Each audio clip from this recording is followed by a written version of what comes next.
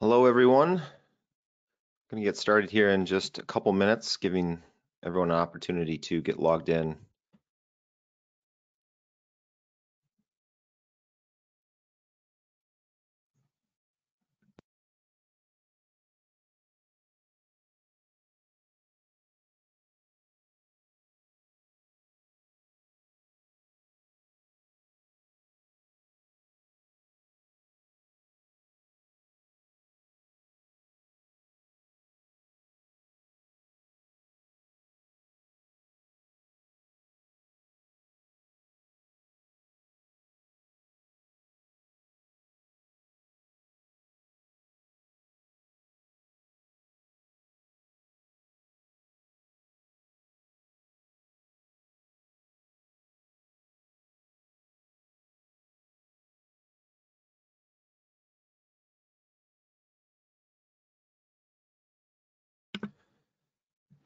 If you're just joining us, we're going to get started here in another minute. Seems like people are still coming in.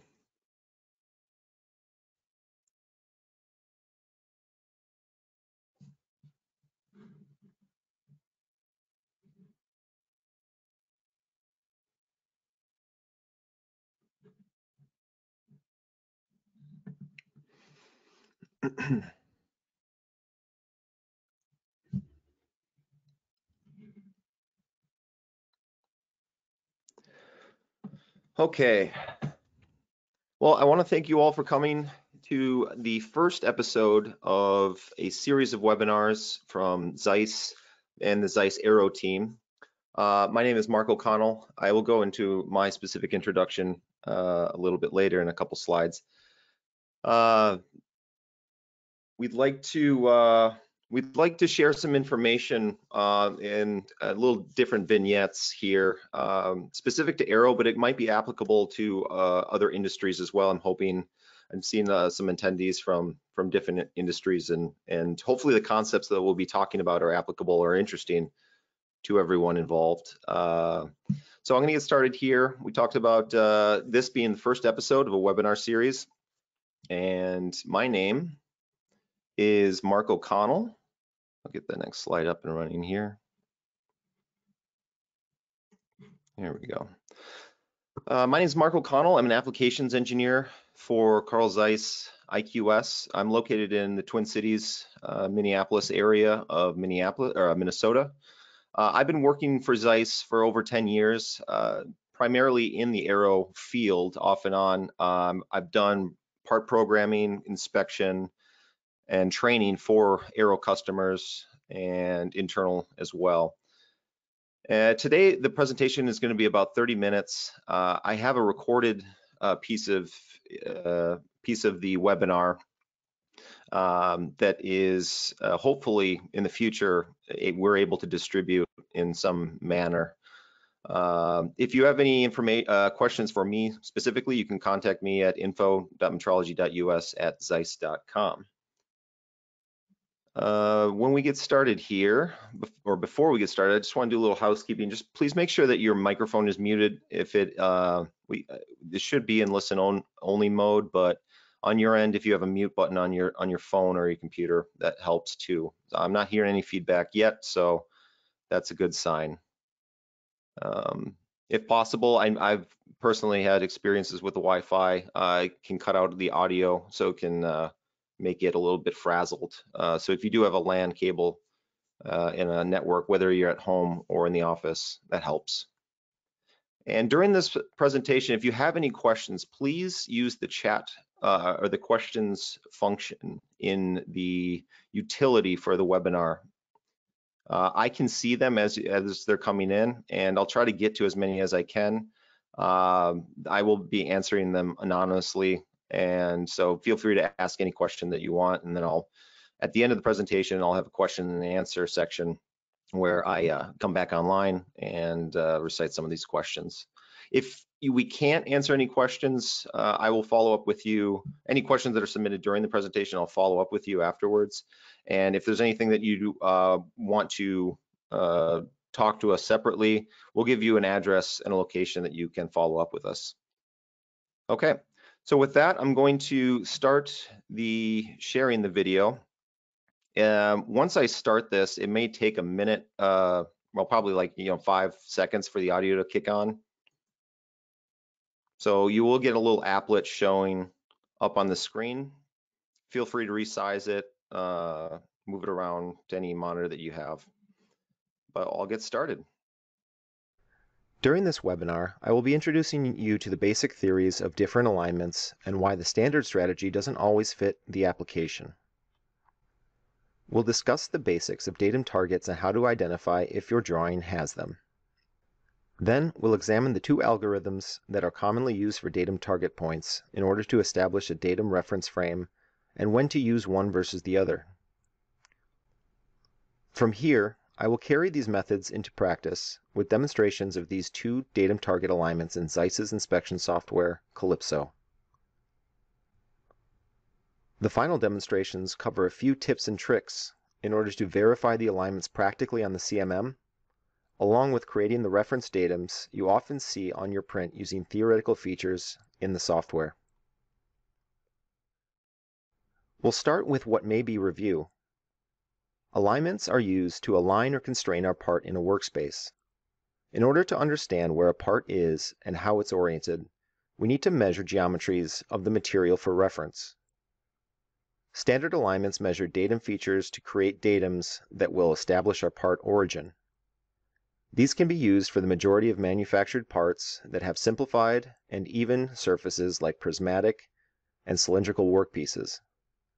However, we'll find that sometimes our part lacks simplified geometries and can't be well defined by simple datum features.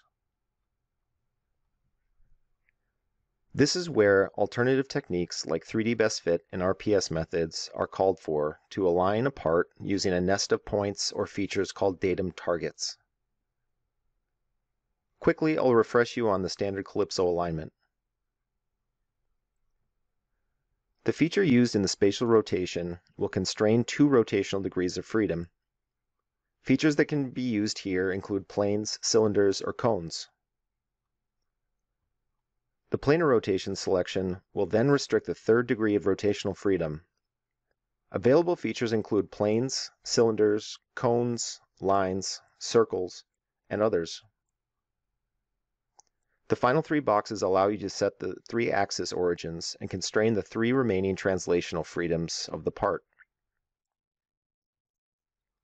Pretty much any standard features with an origin can be used here.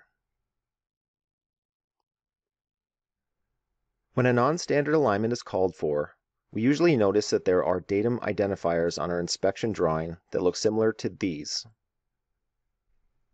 Datum targets are circles with a hemisphere containing identifying letters and numbers on the bottom half. In your drawing, the datum target identifiers then point to a specific point or area on your part, much like this.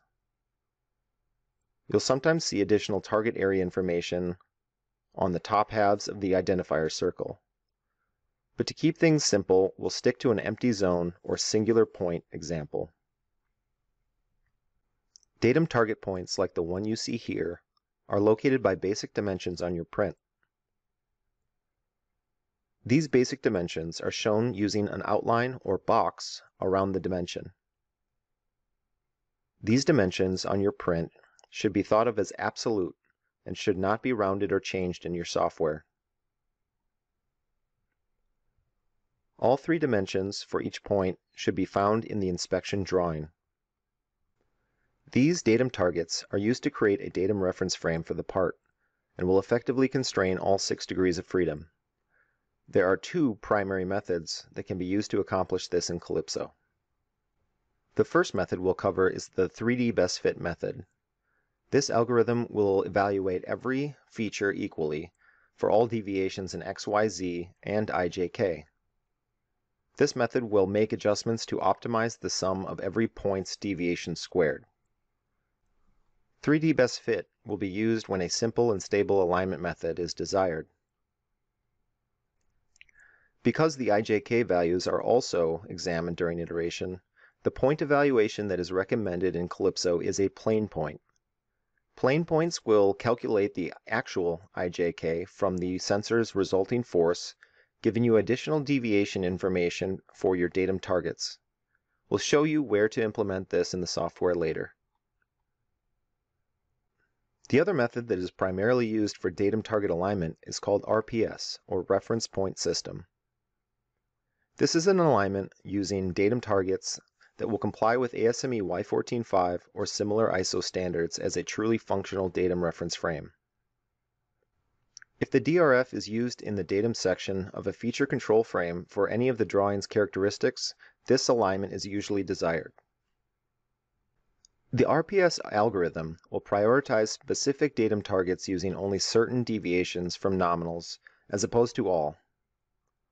In this example, since the A1, A2, and A3 points have the majority of their vector pointed in the y-axis, we will identify them as such, and their fits will occur first. The next set of points constrain the x-axis and will be fit with perpendicular constraint to the previous y-axis fit. The last point will control the last degree of freedom and fit along the z-axis. This is a common primary, secondary, and tertiary fit algorithm. This method, although functionally more appropriate, will be slightly less stable than a 3D best fit and may require more iterations. The recommended point evaluation for this alignment will be a space point, as the actual vectors aren't considered during fit. Now, let's turn to Calypso to see how we can implement these methods and build an alignment from our datum targets. For this demonstration, I'll be using a CAD model of an airfoil that's located in the turbine section of an aero engine. Once the model is brought in, it's important to verify that the origin matches that of the drawings. This can be done in Calypso by extracting features from the CAD and verifying the nominals you see back to the print. For instance, I know that this surface should be perpendicular to the x-axis and should be 24.2509 millimeters from the origin, which it is. That feature alone verified 3 degrees of freedom back to my print. Use other features to verify the other 3 degrees of freedom before moving on. The next step is to create or extract your datum targets in Calypso. The model I'm using has them already embedded into the CAD, so I can extract them here. You'll see all of the available points in the list. Select the points that represent your datum targets and select them all one by one. Click Apply and then OK. And you'll see that they are now located in the feature tree of Calypso. Verify that the points and their vectors look to be in the appropriate location.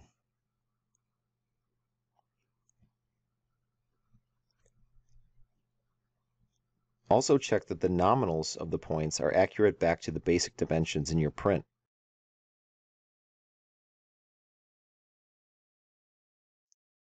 After renaming the points to reflect the identity of each datum target, I'll make sure the evaluation for all of the points correlates to the alignment method I'm using. I'm going to start off by using the 3D best fit method, so I'll switch the evaluation to plane point. This allows the software to evaluate the actual vector after probing and get a more accurate deviation from nominal. Then I'll paintbrush that evaluation method to the rest of the datum target points.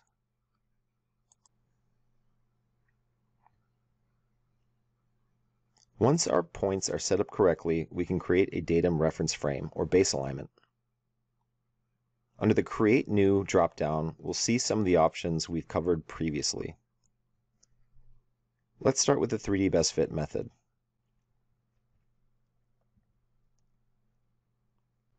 From here, I'll click on Select Elements and control-click each of the datum targets that are in my program.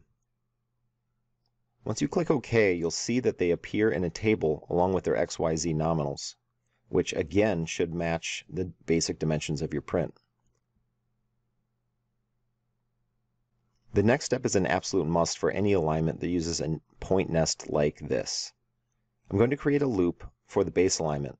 By looping the measurement of the alignment, I'm giving the CMM second, third, and fourth tries to measure the datum targets.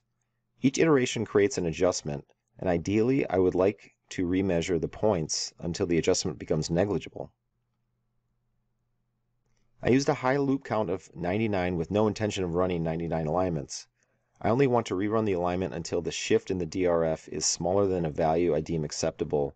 In order to do this, I will use a break condition. The break condition will give the software a target to hit before moving on with the rest of the program. By breaking the loop, I've deemed that the part is effectively aligned and that the fixturing is solid. I'll quickly set a clearance cube around my part using the CAD model for reference, and then let the software suggest better clearance planes for my datum target points.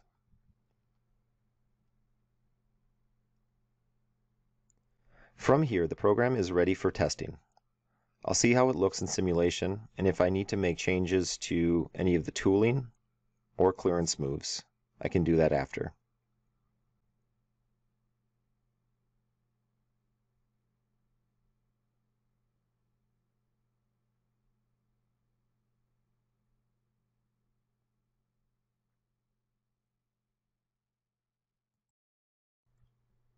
Now let's take a look at the RPS method of alignment and how we would handle that differently in Calypso.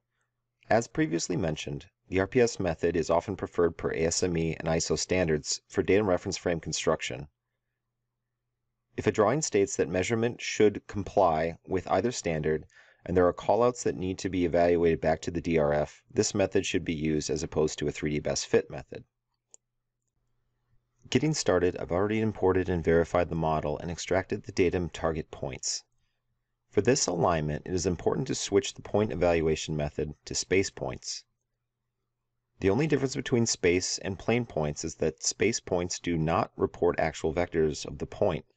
The probe radius correction for spherical styli takes place along the nominal vector. Paintbrush the evaluation to the other points just like before, and then we can get started building the alignment.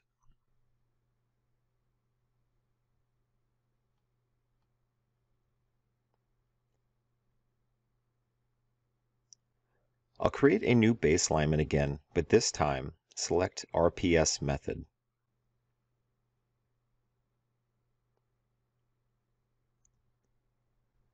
You'll notice that this screen looks very similar to the 3D Best Fit section, with the addition of 3 columns, X, Y, and Z. Selecting the features will be exactly the same as before, so I will select all of my datum target points. After importing, you'll notice that the columns populate checkboxes for each of the points. These are to help the software understand the primary vector direction of each feature. Most every point will have a primary vector direction. In this example, every datum target point favors one axis or another. I've determined that my A1, A2, and A3 points are predominantly pointed along the y-axis. My B4 and B5 points are in X, and the C6 point is primarily along the Z, so I'll check the boxes as such. This is an important step that allows the software to identify what feature controls each degree of freedom. This differs from the 3D Best Fit in that it also gives priority of certain features for fitting over others. The next step is also very important for this example. There are 2 evaluation types for RPS alignments. The first, titled RPS 321, will assume each point has a nominal vector of 1.00 or 100% in the chosen axis. Since these datum target points lie on uneven geometries and nominally have components of vectors in more than one direction, we will click on the RPS Freeform option. This option allows the software to accept compound vectors when iterating the alignment. Speaking of iteration, we will apply the same loop and break condition method as we did before. The syntax in the break condition that we've been entering is merely a limit for the delta value between iterations. Base system is the subject, which is the alignment we are using. And value A is the difference between the current and previous iteration of that alignment. Even though they are mathematically unitless, the numerical limit that we are using correlates to the units of the program. So you can think of them as 5 microns in this case, if that helps you quantify it. After that is set, we can again create the clearance cube and then test the run in simulation.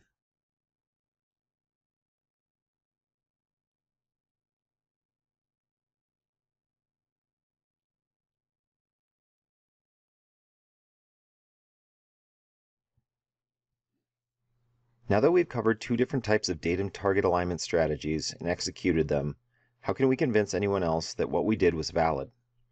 Or more importantly, how do we prove it to ourselves first? A very useful tool that can either be added into the final production program or merely used as a sanity check during the preliminary stages of programming is to validate your alignment by remeasuring the datum targets after the alignment has been established. Without remeasuring the points in Calypso, we are blindly trusting that the part is aligned and fixtured firm in place. If we check the deviations along the vector of each point, we'll see that they are perfectly zero for a 6-point alignment. That is because the alignment has been set based on these datum targets. In order to fully verify our alignment, it is important to remeasure the points after the alignment has been computed. We'll do this by duplicating the datum targets in Calypso and labeling them as recheck points. One important thing to check is that any recheck point should have a point valuation of space point. This is the case regardless of using an RPS or 3D best fit alignment. We will create a point distance characteristic for each of these to report how much each remeasured datum target is off from its nominal.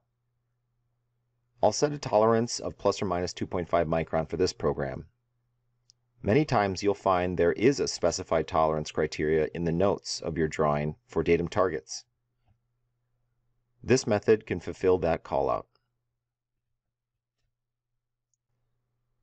This time, I'll use the paintbrush tool to duplicate the characteristic I created for A1 and apply it to the rest of the datum target points.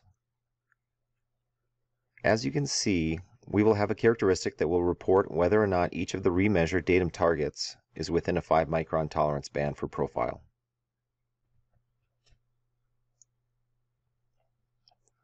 Let's run the full program and see what this looks like on our report.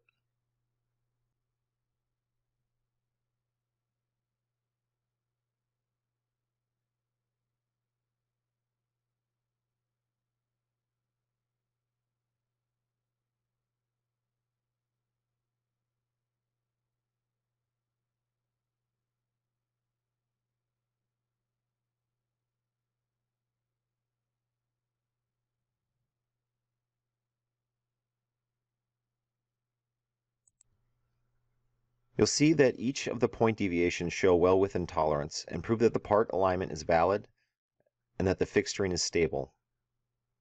You could also further validate your fixturing by adding these recheck points to the end of your program. This would prove that your part hasn't moved over time.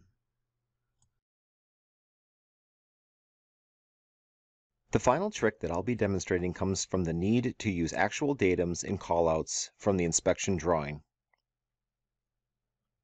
You'll notice that many times your datum will exist on the drawing, but it appears to float in space or bisect the part completely at the origin or at some basic dimension from it. This datum A appears to be an imaginary plane and is referenced in many different callouts on our print, including parallelism and perpendicularity.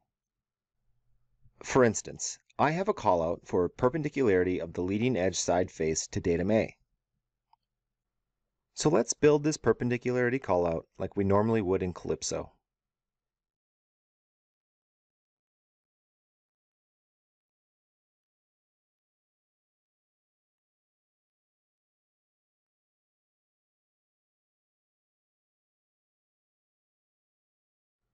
We can input a tolerance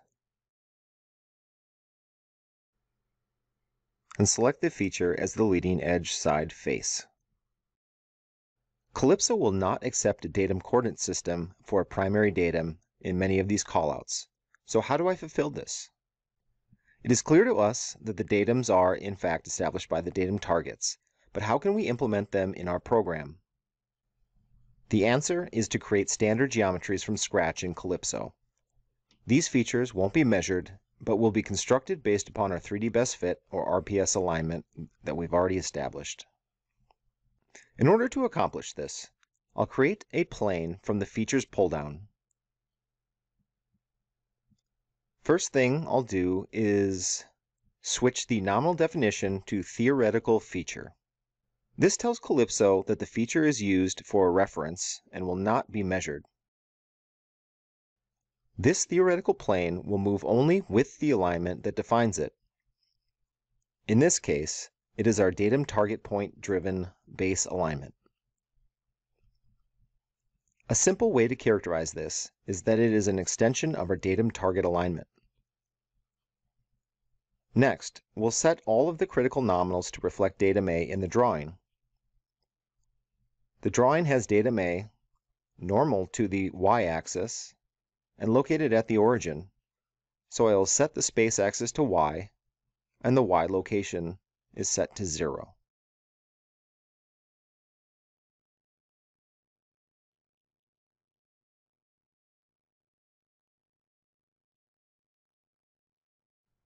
For aesthetic purposes, I'll extend some of the other edge dimensions of the plane as well. These aren't critical, but allows us to better visualize these datums in space.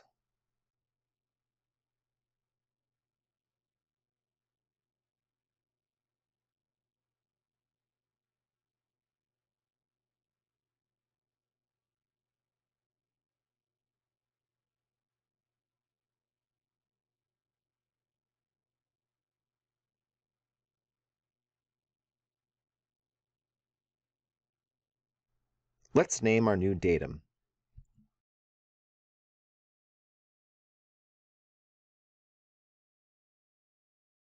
And now we can use it in our perpendicularity characteristic as our primary datum per the requirement.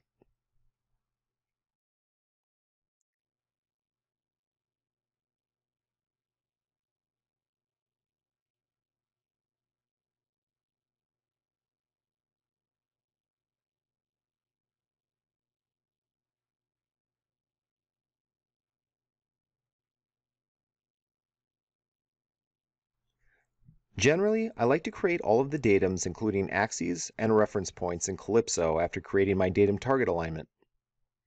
Even if they aren't needed in any of the callouts, they do come in handy throughout the programming process.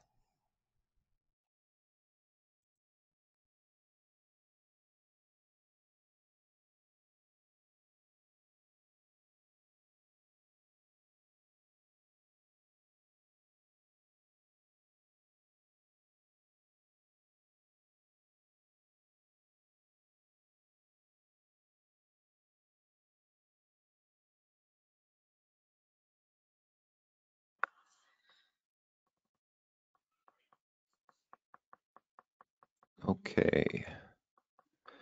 All right. So hopefully this is finished up for you. I'm already getting a few questions, which I will switch over to Calypso to answer in a minute. But if you do have some questions that you want to type into the questions field, we'll answer as many as we can. Okay.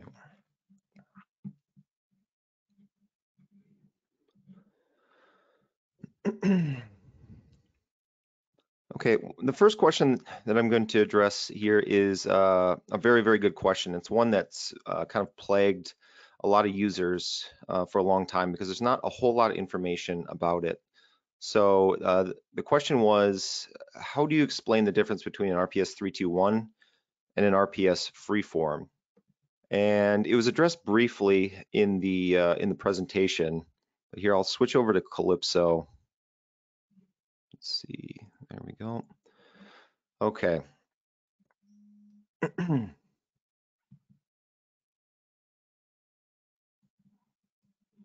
So, one second. There we go. Okay. So in this example, we have a prismatic feature. Everyone recognizes the CAD cube here. And we are using a set of 6 points, very similar to the example that I showed in the video. But the difference between these 6 points is that every single one of these points has 100% of its vector pointed in one of the axes. So this would be an example of an RPS 321 type of alignment, where by the traditional 321 alignment will say, all right, 100% of your vector is pointing in the Z per se, or let's say for these 2 points, it's pointing in the Y axis, and then the last point would be the X. This is just a standard RPS alignment. So when we do create an alignment here, oops, we'll go back over to the start alignment, create new RPS. For this method, I could leave it as RPS 321 when I select my points. It's going to look very similar in that it gives you the boxes to check. So it asks, well, which point is pointed in which axis? So for my top 3 points, I'll have them in the Z. The front 2 will be in the Y, and the last one will be in the X. So this method for an application like such, no, I'm not gonna do that right now. So again, similar concept, but with these points, not all of their vector is pointed in one axis or another. We need to allow for some compound vectors. And for the computation portion of it, it makes it very inaccurate and non-repeatable if you do choose a 3-2-1 method with anything like this. That's why the 3-2-1 method is available. It just basically is a toggle to allow the software to understand that these points are not going to be pointed in one direction or the other. Predominantly, we'd like to think that the majority of the vector is going to control one axis direction. The other question that I received here is, let me go back to it.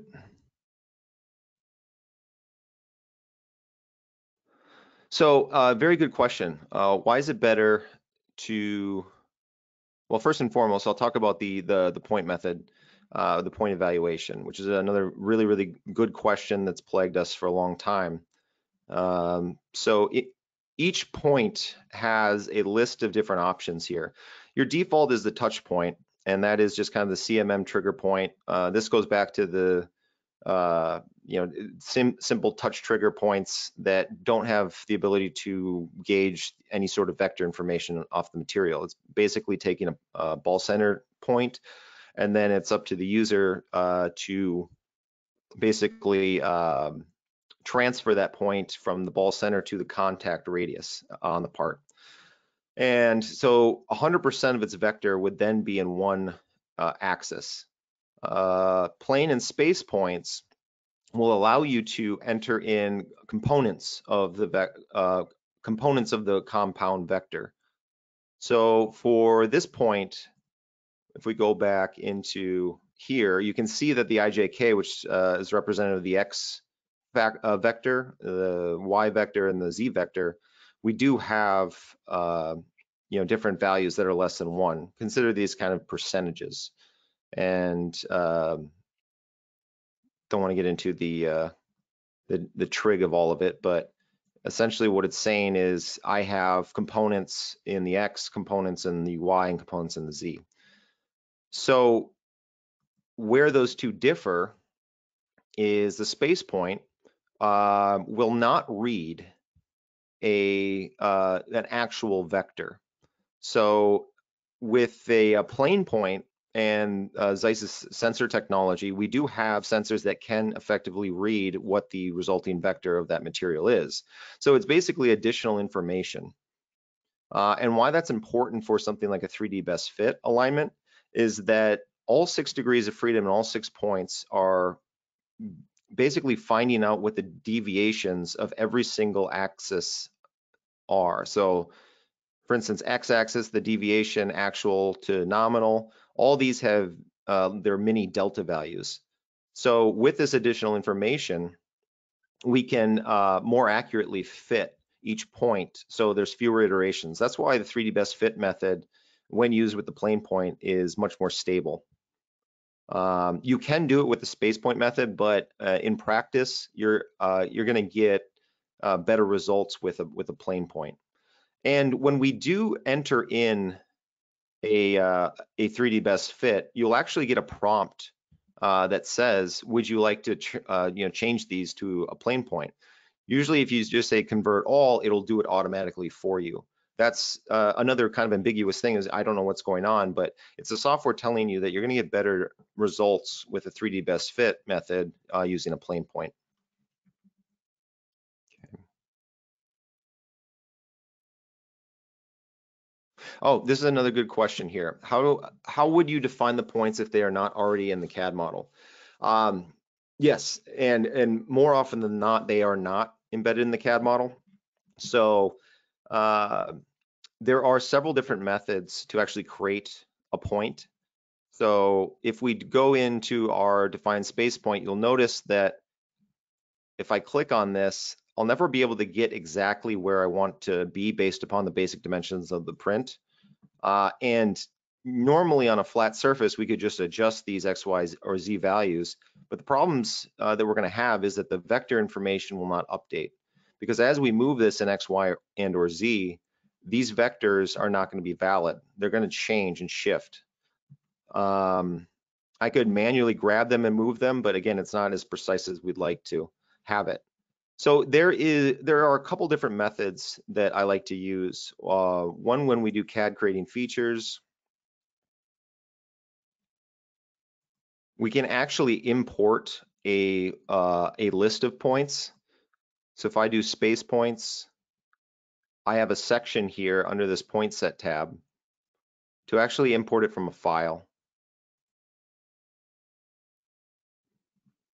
So with the file, the format is just kind of a tab delimited or space delimited file with the XYZIJK in there. I'm not sure if I have one ready for me right here, but another thing that we can do is if you do not have the vector information, but you do have the XYZ, which is very common. You'll have a lot of times where you just have the print and the CAD model, and they'll say, trust the CAD model for the vector information. We can actually enter in the XYZs. So for instance, let's do this. I'll just borrow these for right now. So let's say 5.5854 negative Z7, yep, 2131, and then 12.4495. Okay, so from their print, we can derive that we have these XYZs, but we don't know the IJKs.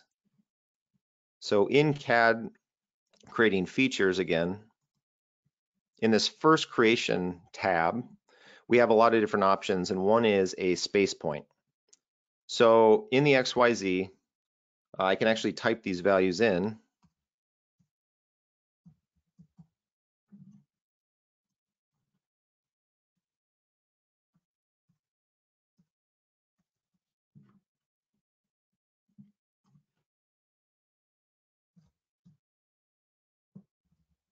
I think it was 3.5, but close enough. Okay, so once I create this,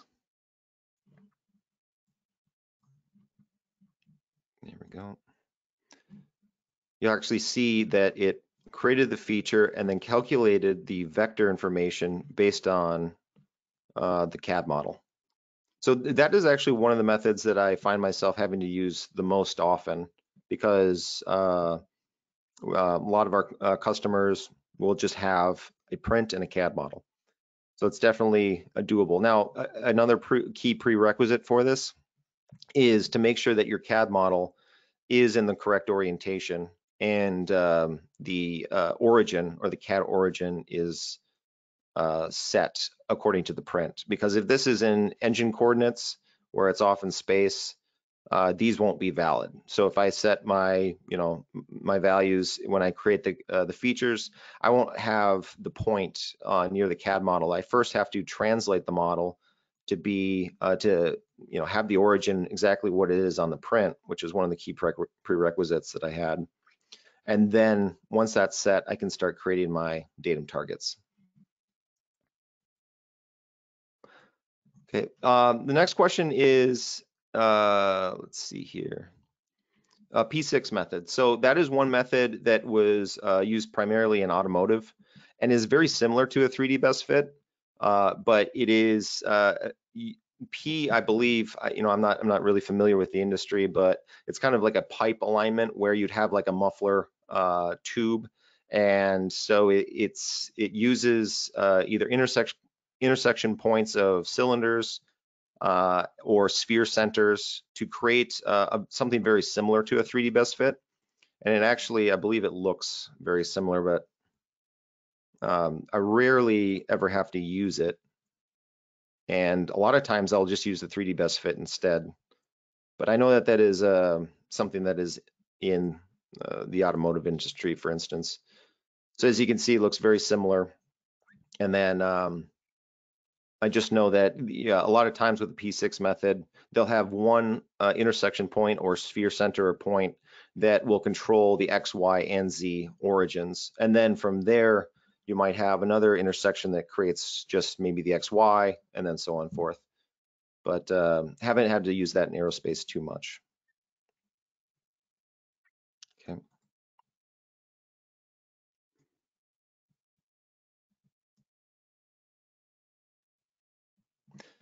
Okay, the next question, I don't want to get too far into it, but the question was, could you use that define space point method to create a line?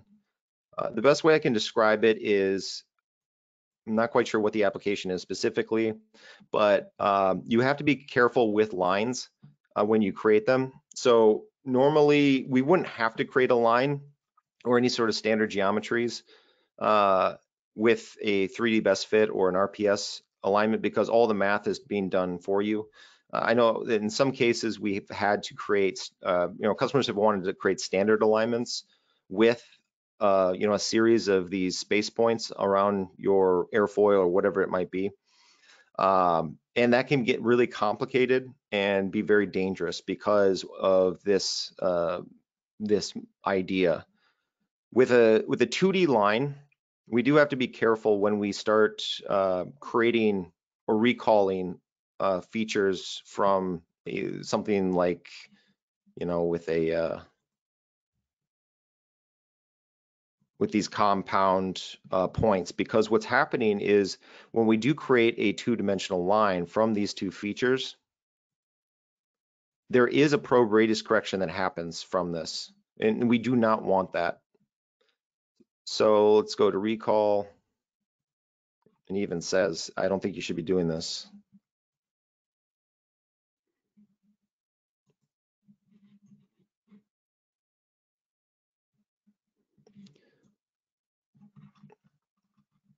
So what'll happen a lot of the times is a probe radius correction or an offset comes from this, which can really screw up our data.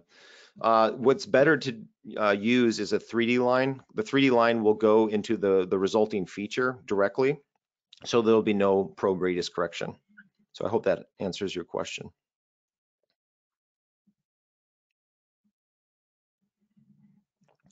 Another thing that I see, a lot of times with this is they do want to represent a representation of a datum that's shown on their print, whether it be, a datum B, which is an axis line, or they want to be able to represent some sort of planar rotation after the fact. In that case, what I would do is, again, create the 3D best fit alignment or the RPS alignment. Not sure if I did it here. And so once that's done and it's created, then create your theoretical features.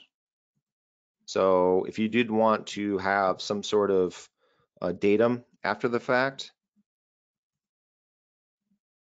create it here.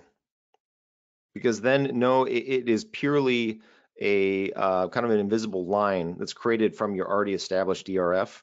and it's not trying to create anything directly from features.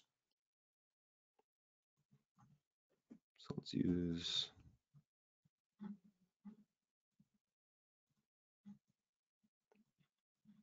And then there you can basically set it to whatever angle you want and location and use it for reference further down the line. Okay. Okay. I believe that's all we have time for. I'm going to get back to the presentation here. Again, if you have any additional questions, we'll have an opportunity to, so let me get back to the sharing.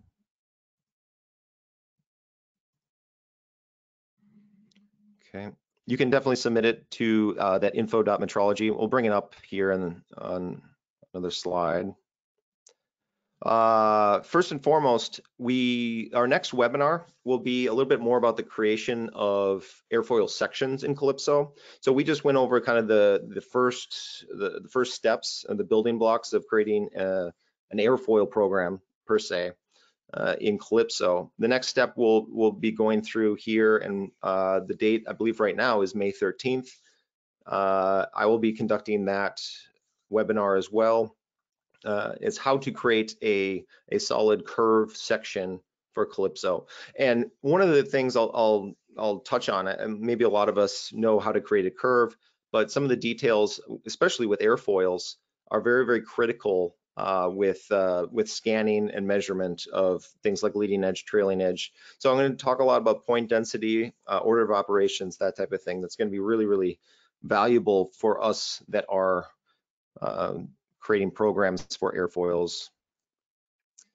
You can find information on that next webinar by going to our digital hub. Here's the address, but I just realized that if you go to our main webpage, zeiss.com/IMT, one of the first things you'll see is this digital hub. So if this is a little confusing for you, you don't want to have to write this down, you forget this, just go to our main webpage, zeiss.com/IMT, and you will see it in our digital hub. You click on the link, it'll take you to this. You can scroll down, and there's a lot of information, a lot of different webinars that are very valuable in different fields. So here's the NEV. We have an accessories webinar. There's a lot of things that we're putting out that you can tune into. So make sure to go to our webpage, zeiss.com/IMT, for that information.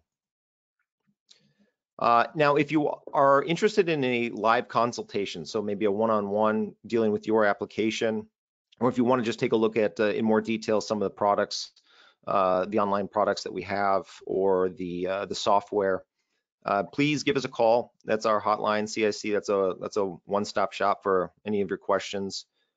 Or you can email us at that email address that I spoke about earlier. Okay. With that, I want to thank you one more time. For any questions, please contact us. And I just want to thank all of you for tuning in, taking some time out of your day, and allowing us to share with you some key things in airfoil measurement. Thank you.